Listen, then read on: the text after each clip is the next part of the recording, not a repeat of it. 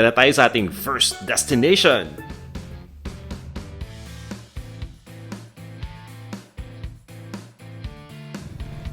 Kung mahilig ka sa Lomi, sakto dahil dyan tayo unang pupunta. Bibisitahin natin ang isang lugar na sikat sa kanyang Batangas Lomi at Pansit Chami. Guys, dito na kami sa Barangay Playa sa Bawan. Kita nyo naman, medyo kinabahan ako nung umpisa, pero okay naman pala. Dahil unti-unti nawawala yung takot ko sa motor. Actually, na-enjoy ko nga. Pero short ride lang yung ginawa natin dahil magme-merienda muna tayo. Nandito tayo sa Philippines Bistro. So, restaurant ito ni Sir JP. Kasama namin si Sir JP kanina eh. Siyempre, nandito pa rin si Maddoc Moto. Ayun, dalawa pa sila, Dama? Iisa. Dito daw sikat na sikat ang Pansit Chami at meron din silang special lomi. Kaya nag-request ako, pwede mo matikman. Meron po kaming Pansit Chami at meron din kaming Lomi. Yung Pansit Chami, ang bestseller namin dito at binabalik-balikan ng mga tao. Nakaka-inspire talaga yung success story ni Sir JP dahil in a span of a short time, napalaki na niya yung kanyang negosyo. Bali sir, meron po akong 3 branches. Ang isa po dito sa Playa, Bawan, ang isa po ay sa Camellia, San Pascual, ang isa po ay sa San Roque, Bawan. Nakakatuwa namang malaman na marami na nga yung branches niya and still growing. Pero hindi naging madali ang buhay nung nag-uumpisa pa lang siya.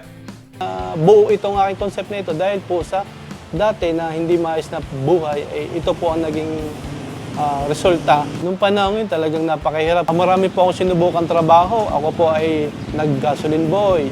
Ako po ay pumasok sa factory, maintenance. Alam niyo ba sir, nagtinda pa ako ng bra dati. Ang babae pumupunta sa aming apartment, akala nila ako daw ay madaming babae. Hindi nila alam, nagtitinda lang ako ng bra. Tinatanong ko sa sarili ko na hindi naman siguro habang buhay ganito. Nagkataon po na nagtrabaho ko sa kusina sa abroad, kaya doon po ako natuto at nakita ko kung paano gumawa po ng mga sauces. Kaya po, na-inspire din po ako gumawa ng sarili ko. Pero paano ba talaga nila niluluto itong Pansit Chami? Curious lang ako para magaya rin natin sa bahay. Pali pang halo po ng chami ay repolyo. Meron po kaming upo, na yung upo po ay ating sariling gulay natin na upo. Tapos may atay po. Gigisa po natin ng gulay, kasama po ang atay. Tapos lalagyan po natin siya ng sauce, na chami sauce. Pagkalagay po natin ng sauce, lalagay po natin ng pansit. Pagkalagay po ng pansit, lalagyan po natin ng kaldo. Pakukuluin po natin siya hanggang lumapot ng konti ang sabaw. Pagka nakuha po natin yung tamang lapot, ilalagay po natin siya sa serving plate. Pagkalagay po natin sa serving plate, doon po natin ilalagay kung ano pong gusto niyo yung topping. Ang nagustuhan ko talaga sa chami, yung lasa niya masarap, yung tamis tsaka yung hangang. Talagang nagano talaga sa yung bibig. Magugustuhan mo talaga na hindi lang chami, mapapakanin ka pa. At dahil nga doon, gumawa ako ng sarili kong style ng sauce. Na-inspired ng authentic Lucena version.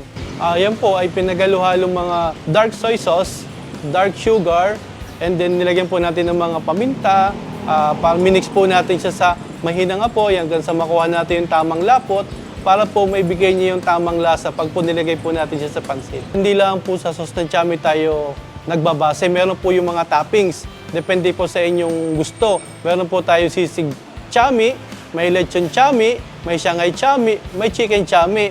At pinakahuli po, yung pong lahat na pwede nyo pong orderin sa isang plate, magsama-sama po siya doon. Ngayong alam ko na kung paano ginagawa yung Chami, paano naman kaya itong Lomi? Alam niyo sir, ang aming Lomi dito, hindi lamang kakaiba. Yung pong lasa na ginagawa namin sa Lomi, hindi yung tulad ng typical na Lomi. Ang aming Lomi, panglasa para sa lahat. Na medyo may timpla na siya, ang toppings niya, nandoon na rin lahat. Nagpapakulo po kami ng kaldo, pinakulang buto-buto. Siya po yung nilalagay bilang sabaw ng Lomi. Lalagay po natin yung noodles, lalagay po natin yung mga ibang seasoning. Tapos po habang kumukulo po siya, lalaputan po natin siya, lalagyan po natin ng itlog. Pagkalapot po, paglagay ng itlog, haluin po natin hanggang sa lumapot na gusto natin, lalagay po natin sa isang bowl. Tapos paglabay po natin sa bowl, doon po natin mismo ilalagay mga toppings. May shanghai, may chicken, may lechon, may sisig, may pupor, may sliced kikiam, tsaka meron pang atay. At ngayong alam na natin kung paano niluluto yung Pansit Chami, pati na rin yung Lomi, aba, panahon na para masubukan natin to. Kanina pa ako pinapatakam eh. So ito na Mukhang sarap Chami, Lomi. Dok, ano unahin natin dito? Ay bago tayo lumantak, dapat meron tayong sibuyas, Para saan sili, sibuyas? at kalamunting. Isasama yan para malasa yung ating ilalagay sa lomi, no? O, sige nga, sabay turuan niyo tayo, ako, Dok. sabay-sabay Sabay tayo. no? Una muna, ipigay natin yung kalamunting o kalamansi. Tapos, ang mangyayari, ang natira din ay may sili. Ay babasagin natin yung sili. Ayan. O, are na. So, ano pang kulang? Karikit na sibuyas, konting sibuyas, no? Konting sibuyas. Yan. Hindi pa ako tapos sa sili. Gusto kong manghang na manghang eh. Lalagay natin din eh. Yan So, na. konti lang. Okay. Ikaw ay yung iba ay talagang marami ang sibuyas at talaga namang napakahalaga ng Oh, sibuyas yan. din sa Batangas. Oh. Sibuyas is life tayo, ha? Yun. Oh. Then the next one is Sarap, di ba? Pag ganyan. yun. Oh. Ready na. Ready Hindi na. ngayon naman ay ang titirahin natin yung Lomi Fiesta ng Philippines. Areho, kadami. Tanaw mo na yung noodles. Tanaw na, nakikita mo na. Nasisilayan na yung Yeah, noodles. may noodles. Yun, Wow, yun, oh. okay. Sabay lagay Alam na mo, dito. puro toppings na, puro noodles ang ilalim niyan. Ayos na ayos. Oh. Eh di, kukuha lang ako ng lumpia. Yan, no? kung Para anong matikman favorite ko. mong toppings, pwede ka nang sumundot diyan. Oh. Aba, may... Ano yung kikiam? Yan, masarap ang ano dyan, yung masarap din sa Philippines yung crispy Kikiam, kikiam. No. Aba. Deep fried crispy kikiam. Yung iba ay talagang tinitimplahan pa ng toyo, ayan, para madagdagan ng pagkahalang Oh. at yung Ano yung pagkahalang? lasa. Yan. Ano ibig Gawa sabihin nun ng sa pagkahalang? ay maanghang. Oh. Gawa ng may siling may sibuyas at may kalamunding o kalamansi. Yan. Ang gagaling ako magbatangas din eh. Yeah. Karne, di ka tampansit ay tinidor ang gamit, ay hindi ay kutsara at tinidor. Oo nga, no? Alam nyo guys, nararanasan ba yun? Nasa Batangas kayo, no? Straight yung salita. Pag uwi nyo sa bahay nyo, may punto na kayo. Nakakahawa pero ang saya, di ba? Hindi ka ang halang. Ang gusto ko dito, sariwang-sariwa yung lasa. Kasi ibang Mickey, may parang aftertaste eh, no? Kailangan mo pang hugasan mabuti. So ito, ayos na. Pupo. Guys, cheers! Cheers!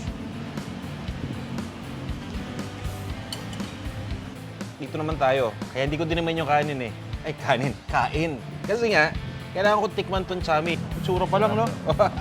Kulay pa lang yan, wala pa yung hindi Ito mo pa yun nalalasahan o eh. natitimusan. Ito yung nakakainis eh. Ayaw mong kumain ng marami, pero kapag sinubo mo na, hindi mo na mamalaya, nakakarami ka na pala. May egg rice pa. Yan ang masarap. May kaning kasama. Yan. Nalalasahan ko yung anghang ngayon. Ang Ayun. sarap, no? Kumbaga sa umpisa, hindi mo malalasahan. Pumuputok Oo, pumuputok. Aatakihin ka. In a good way. In a good way yung atake niya. Takihin ka sa sarap. Oo. Guys, sobrang nag-enjoy din ako dito sa Chami at sa Lomi. Uubusin ko lang to. I-take out na namin yung iba. Alam niyo kung bakit?